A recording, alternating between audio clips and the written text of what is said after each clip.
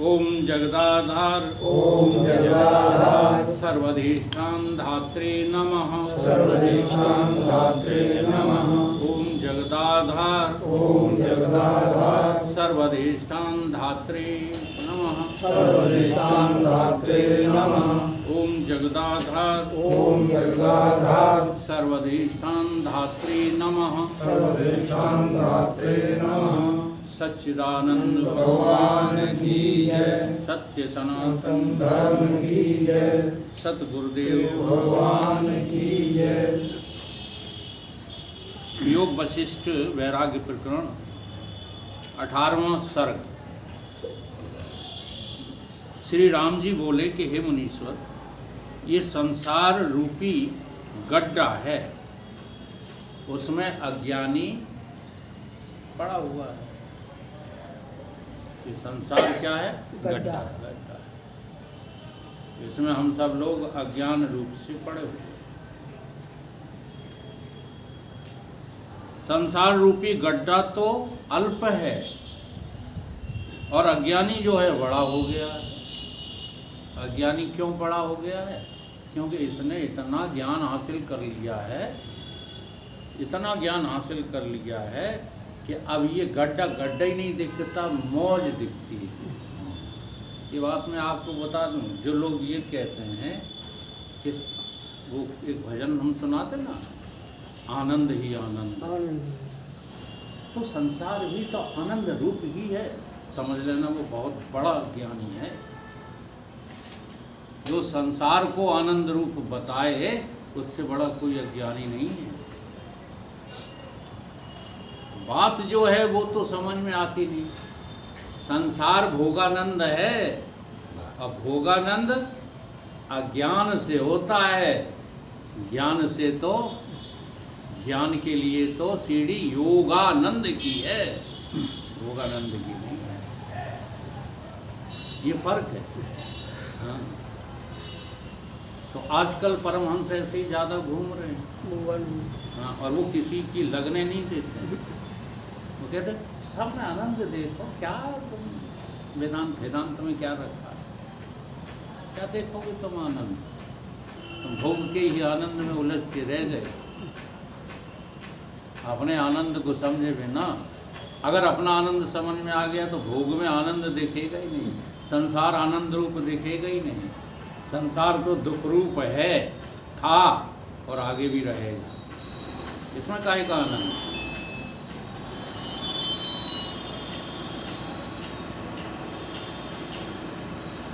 तो अज्ञानी बड़ा हो गया है और गड्ढा छोटा रह गया है। संकल्प विकल्प की अधिकता से बढ़ा है। जो ज्ञानवान पुरुष है वो संसार को मिथ्या जानता है और संसार रूपी जाल में नहीं फंसता, और जो अज्ञानी पुरुष है वो संसार को सत्य जानकर उसकी आस्था रूपी जाल में फंसता है और भोग की वांछा करता है। वह ऐसा है जैसे दर्पण में प्रतिबिंब देखकर बालक पकड़ने की इच्छा करता है, वैसे ही अज्ञानी संसार को सत्य जानकर जगत के पदार्थों की वांछा में लगा पड़ा। ये झूठी जो है तुम्हारी दौड़ है। दौड़ दौड़ कर जब थक जाएगा, हाँ, तब तुझे होश आएगा कि अरे जिधर हम दौड़ रहे थे उधर तो कुछ भी नहीं। लेकिन अपने आप तुम ज्ञान से थकोगे नहीं, ये मौत तुम्हें थका देगी। जब कहीं के नहीं रहोगे तब गिड़गिड़ाओगे, फिर कोई पानी तक पिलाने वाला नहीं मिलेगा।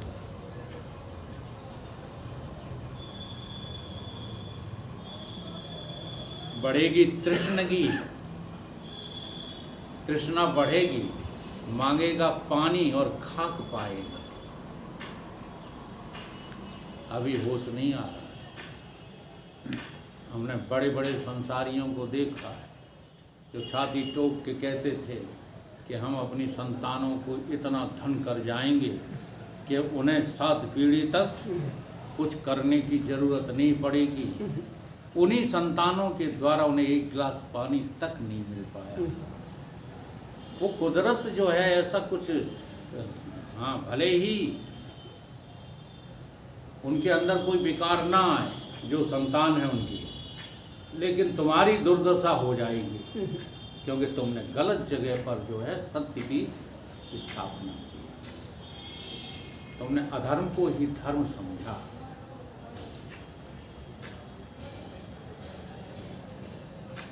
जैसे पक्के अनार को चूहा खा जाता है, वैसे ही सब पदार्थों को काल खा जाएगा। पके हुए अनार को कौन खा जाता है? चूहा। ऐसे ही पूरे संसार को काल खा जाता है। हे मुनीश्वर, ये सब पदार्थ काल ग्रसित हैं।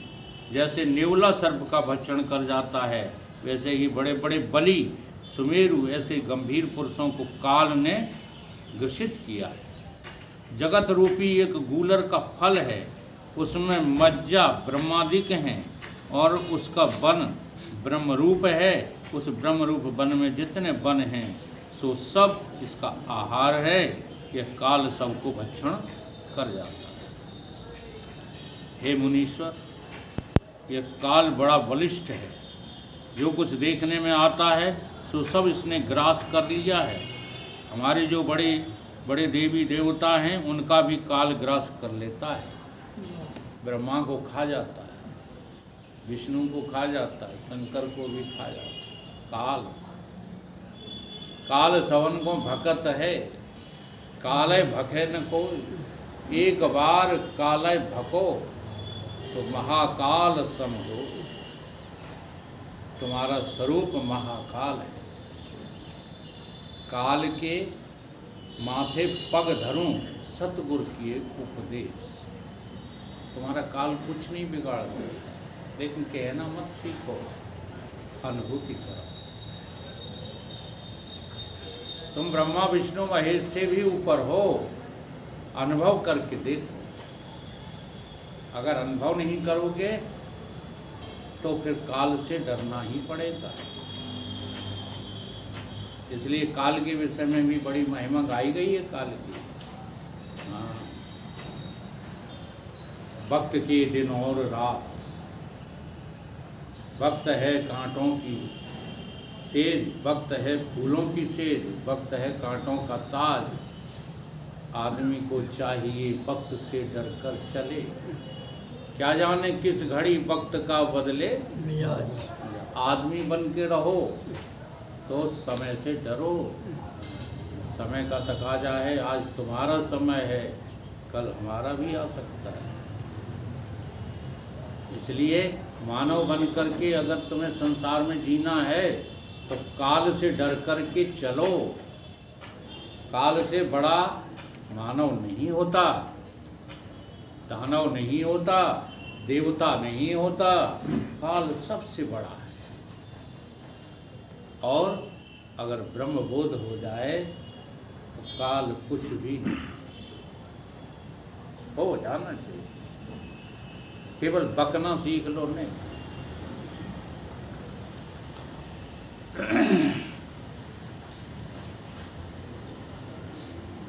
औरों का तो कहना क्या है, जैसे सिंह मृग का ग्रास कर लेता है, काल किसी से जाना नहीं जाता। क्षण घड़ी पहर दिन मास वर्ष आदिक में जानिए सोई काल है। और काल की मूर्ति प्रकट नहीं है, वो कैसी है? अप्रकट है। मौत किसी ने देखी? मौत का दूसरा नाम ही तो काल है। ये काल दिखता नहीं है, ये निराकार है और काम कर जाता। तो काल खा गया उन्हें। अभी उम्र नहीं थी बेचारे की मरने की, लेकिन काल यह किसी को स्थिर नहीं होने देता। एक बेली काल ने पसारी है, उसकी त्वचा रात्रि और फूल दिन है, और जीव रूपी भौरे उस पर आ बैठते हैं।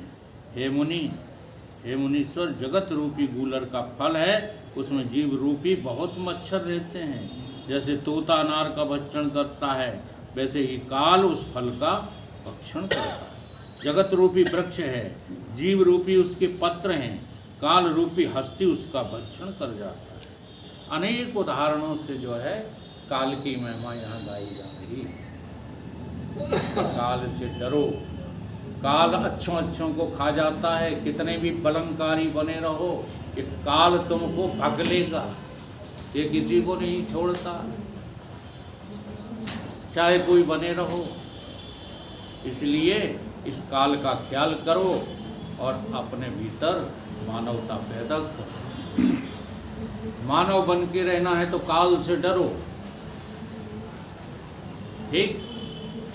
और जब तुम इसका उल्लंघन कर जाओ, ना हम मनुष्य, तो फिर आप ब्रह्म हैं और ब्रह्म काल से भी नहीं डरता। शुभ अशुभ रूपी भैंसे को काल रूपी सिंह छेद छेद के खाता है। हे मुनीश्वर, ये काल महाक्रूर है, किसी पर दया नहीं करता, सबको खा जाता। जैसे मृग सब कमलों को खा जाता है, उससे कोई नहीं बचता, वैसे ये काल भी सबको खाता है। परंतु एक कमल बचा है, उस कमल के शांति और मैत्री अंकुर हैं और चेतन मात्र प्रकाश है, इस कारण वह बचा है। काल रूपी मृग इस तक नहीं पहुंच सकता, बल्कि इसमें प्राप्त हुआ काल भी लीन हो जाता है। काल को भी आश्रय कौन देता है? कौन देता है? काल को आश्रय कौन देता है?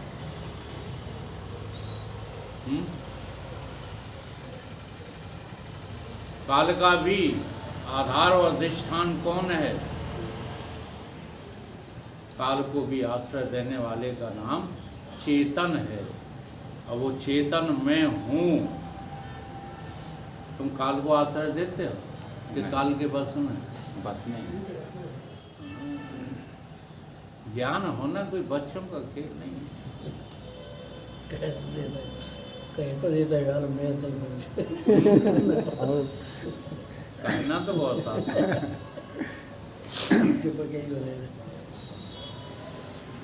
तुम काल को आश्रय देते हो, काल के बस में। काल नाम मौत।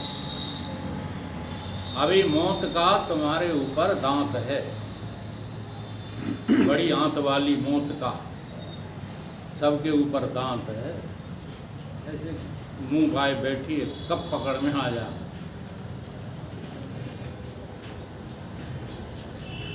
जो कुछ प्रपंच है सो सब काल के मुख में बैठा है। ब्रह्मा विष्णु महेश कुबेर आदि सब मूर्ति काल से घिरी हुई हैं। यह उनको भी अंतर्धान कर देता है। हे मुनि, उत्पत्ति स्थिति प्रलय सब काल से होता है। अनेक बार इसने महाकल्प का भी ग्रास किया, अनेक बार करेगा। काल को भोजन करने से तृप्ति कदाचित नहीं होती, वो कदाचित होने वाली भी नहीं है। जैसे अग्नि घृत की आहुति से तृप्त नहीं होता, वैसे ही जगत और सब ब्रह्मांड का भोजन करके भी काल कभी तृप्त नहीं होता। इसका पेट भरता ही नहीं, खाता ही रहता है। इसका ऐसा स्वभाव है कि इंद्र को दरिद्री कर देता है, दरिद्री को इंद्र बना देता है, सुमेर को राई बना देता है, राई को सुमेर बना देता है। सब बड़े ऐश्वर्यवान को नीच कर डालता है और सबसे नीच को ऊंच बना देता है। बूंद को समुद्र कर डालता है, समुद्र को बूंद बना देता है। उसी शक्ति, ऐसी शक्ति काल में है। एक महात्मा ने जो है प्रश्न किया कि राजा को भिखारी और भिखारी को राजा, हाँ, ये ईश्वर कैसे कर देता है? ईश्वर का ही नाम काल है, ठीक है। ईश्वर का एक नाम क्या है? काल। काल। तो थोड़ी देर रुका महात्मा, और महात्मा ने कहा कि 5 मिनट के लिए क्या आप अपना सिंहासन मुझे दे सकते? राजा ने कहा हाँ, क्यों नहीं। कूल के महात्मा सिंहासन पर बैठे, और राजा कहाँ खड़े? सैनिकों को बुलाया।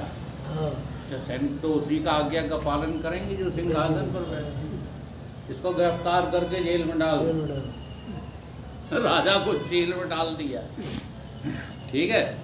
फिर जो है कोतवाल के साथ, सेनापति के साथ वो महात्मा जी पहुँचे और राजा से कहा। राजा आंसू भरे रो रहा, कह रहा महाराज ये तुमने क्या किया? उन्हें वही तूने प्रश्न किया था, वही तो करके दिखा दिया, यही तो तेरा प्रश्न था। राजा को रंग पल भर में कर दे। इसलिए काल से डरो, तुम कुछ भी नहीं हो, अकड़ते ही रहते हो। एक झटका काल का तुम नहीं झेल पाओगे। एक झटके में गुजरात में वो आया था, नहीं वो भूकंप। हाँ तो कल जो अरबपति खरबपति थे हाँ। वो कटोरा लिए भीख मांग। किसका अभिमान करते हो? ये सब काल के जो है ग्रास है। जल्दी से इस बात को समझ के त्याग दो। इसमें कुछ नहीं रखा है, केवल लकड़ भरते फिरते हो, बाकी कुछ नहीं।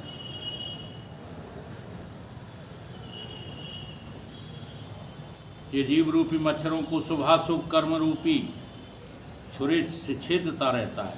काल रूप का चक्र जीव रूपी हंडिया की शुभ अशुभ कर्म रूपी रस्सी से बांध कर फिराता है और जीव रूपी वृक्ष को रात और दिन रूपी कुल्हाड़ी से छेदता है। हे मुनीश्वर, जितना कुछ जगत विलास भासता है, काल सब खा जाता है। जीव रूपी रत्न का काल डिब्बा है, सो सबको अपने उदर में डाल लेता है। ये जीव सब काय में पड़े हैं? डिब्बे, काल रूपी डिब्बे में पड़े। काल यूं खेल करता है कि चंद्र सूर्य रूपी गेंद को कभी ऊर्ध्व को उछालता है तो कभी नीचे को फेंक देता है। जो महापुरुष है वह उत्पत्ति और प्रलय के पदार्थों में से किसी को साथ कभी अपने स्नेह को नहीं जोड़ता।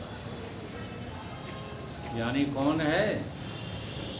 जिज्ञासु कौन है? जो इनसे कभी स्नेह नहीं करता, जो काल के बस हैं।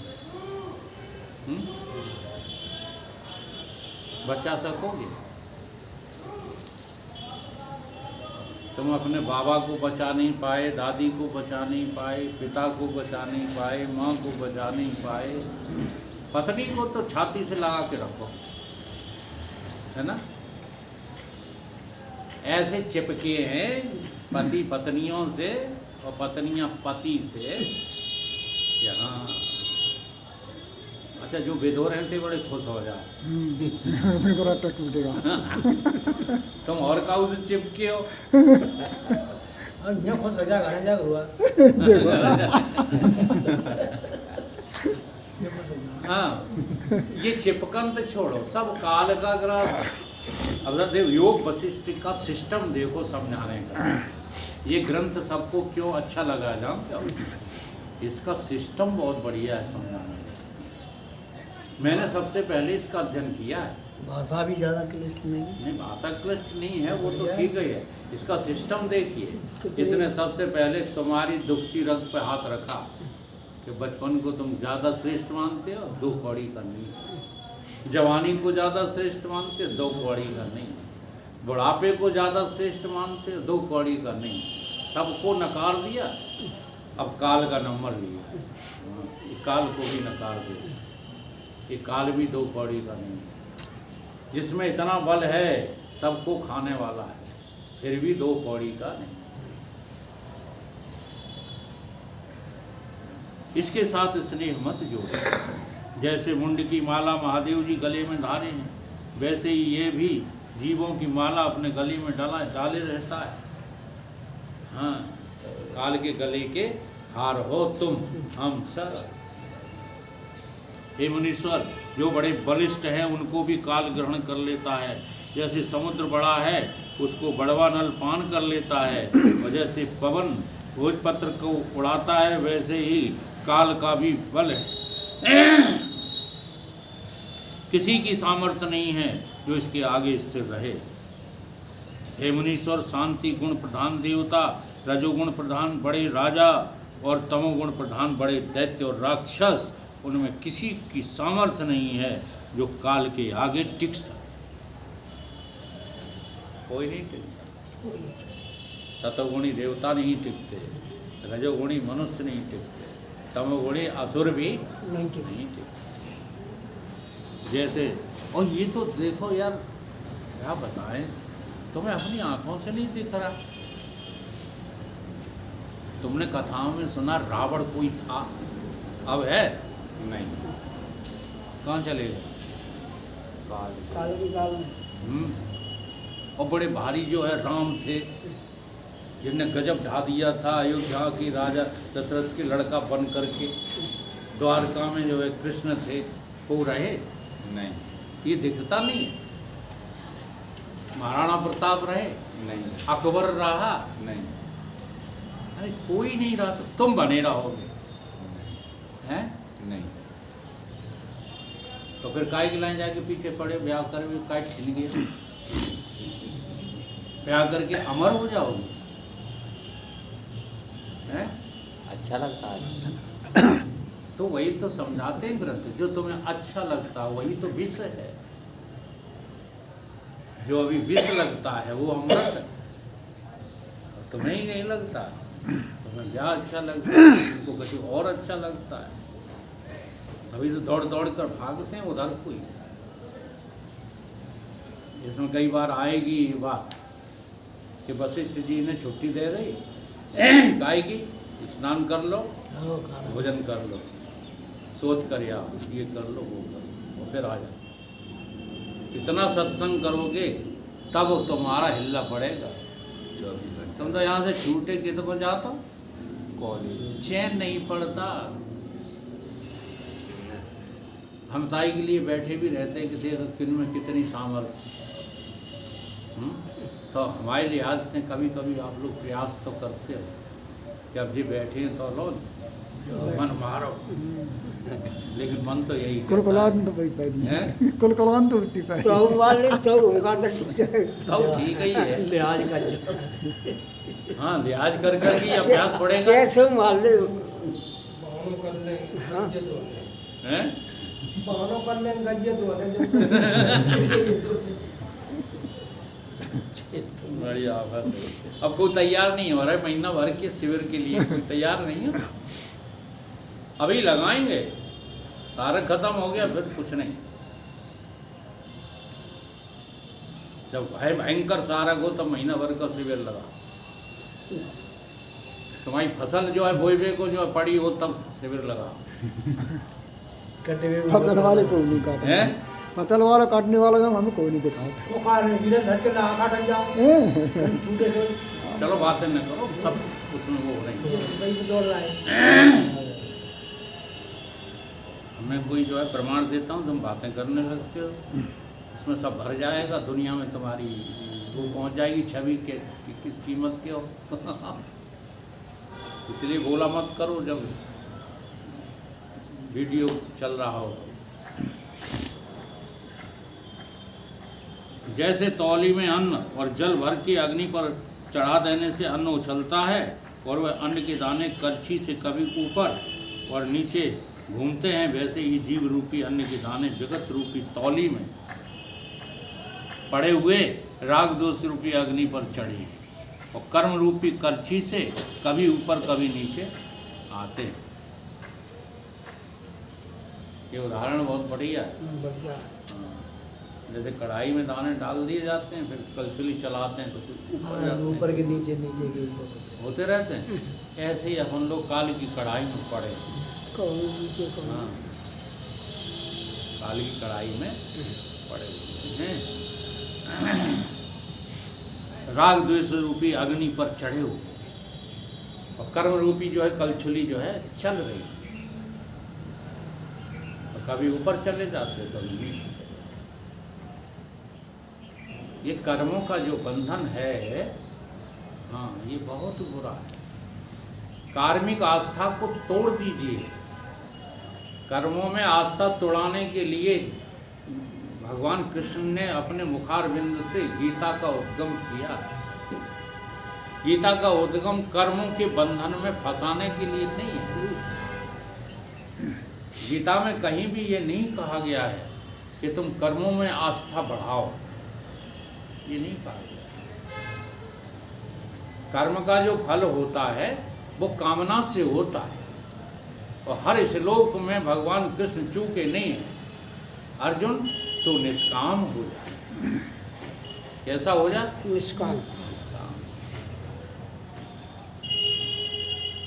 निष्काम का अर्थ ही है कर्मों से आस्था का टूट जाना।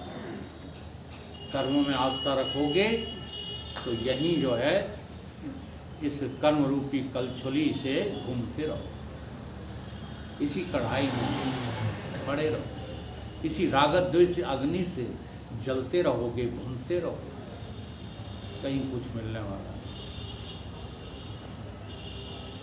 मुनीश्वर, ये काल किसी को स्थिर नहीं होने देता, ये महाकठोर है, दया किसी पर नहीं करता, इसका भय मुझको रहता। राम जी कह रहे हैं मुझे इस काल से डर लग रहा है। और इन्हीं राम जी के बारे में क्या कही है गोस्वामी जी ने? जो कालहु कर काल भयंकर सुमरे ताय सरदा शंकर। राम ऐसे वैसे नहीं है, नाथ राम नहीं नर भूपाला भुवनेश्वर कालहु कर काल। अब किसको कह रहे हैं? तुम ही को कह रहे हैं। तुम भी वही राम हो, तुम उन राम से अलग नहीं हो, परंतु हमें उन राम से प्यार ही नहीं है ना? हमें प्यार किससे है? राम की माया से। राम की माया से तो हम बड़े जो है लिपटे हुए, और राम से कतई प्यार नहीं। राम से एक बार प्यार कर जाए, नहीं तो इसी तरह जो है इसी में जलते रहोगे, राग द्वेष रूपी कढ़ाई में कर्मों के कलछुली से उचट पचट होते रहोगे। ये दो पाठ जो है चल रहे हैं दिन रात के ना, इनके बीच में ये कर्म रूपी कलछुली से तुम जो है राग द्वेष रूपी अग्नि में जले जा रहे हो, जले जा रहे हो। दो पाटन के बीच में चलती चाकी देख कर दिया कबीरा रो। दो पाटन के बीच में साबुत बचा न कोई। ये काल की ही महिमा है, साबुत बचा न कोई। कमाल कहने लगा, चलती चाकी देख कर दिया कमाल ठिठिया, और जो कीली से लग रहे ताहि काल नहीं खाए। कमाली आई माने गजब कर दिया कि भैया तुम्हें भी सहूर नहीं है। जो कीली से लग जाएगा नकटा बूचा होए, साबुत ताहे सराय। ये जो उचट पायरा उचट के आएगा सत्संग में का धरो यार, लिप लिप कर रहे दुकानन में मकानन में, उचट के बाहर आ जाओ, साधना शुरू करो। तोलो गुरुदेव आए गए, उचट बायरा होए जो सो बिन बिन कर पिस जाए। हाँ, अभी अभी कुछ नहीं हो, केवल सत्संग कर लेने से मुक्त नहीं हो गए। बिन बिन कर पिस जा, इनमें से काल बीन लेगा, छांट लेगा। हाँ, कौन जो है सत्संग कर रहा है, ये तो हमने अनुभूति की है भाई साहब। इस बार सच बता रहे हैं, ऐसा लगा मुझे, ऐसा लगा कि बस ये आखिरी प्राण। लेकिन मन में एक ही प्रार्थना चली कि प्रभु अभी मेरे द्वारा ये तेरा कुछ काम बाकी है, हाँ, तो अभी दया कर दे इस भगवत प्रेमी पर। और देखो दवा लग गई राजेश्वर डॉक्टर साहब, ये फिर सुना रहे हैं आप लोगों को बैठे। आप इस क्षेत्र में आ जाओ, काल भी आपसे डरने लगेगा। कोई मजाक वाली बात नहीं है। और घर गृहस्थी में फंसे रहे नहीं, ये दुकान मकान में का दिन चटक जाओगे चटिया से, तो हमें आश्चर्य करना पड़ेगा, ले हमारा एक श्रोता कम हो गया। ठीक, काम बना लो, पूरे हो जाओ, फिर कहते हैं ना काल से कि चले आओ जाएगा। विदुर जी चिल्लाते हैं रोज, मई में हम सभी छोड़ देंगे। बोले कि जो है दिमाग में जने का फंस गई है, मई का महीना। जब जाओ उनके पास यही कहते हैं मैं आप वकील साहब